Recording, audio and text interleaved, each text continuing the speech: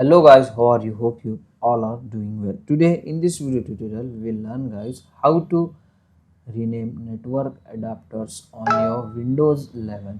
So for this guys, first you need to press Windows key button and here you want to search CP means control panel. Just you need to open the control panel. In the control panel guys, you can get the option network and internet. Just open it and here in the network and internet you can get the option network and sharing center. Just you need to open this.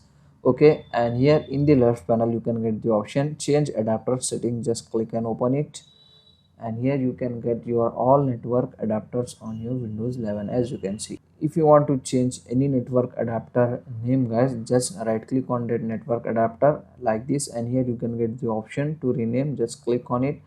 Now you can easily rename that network adapter name from here guys.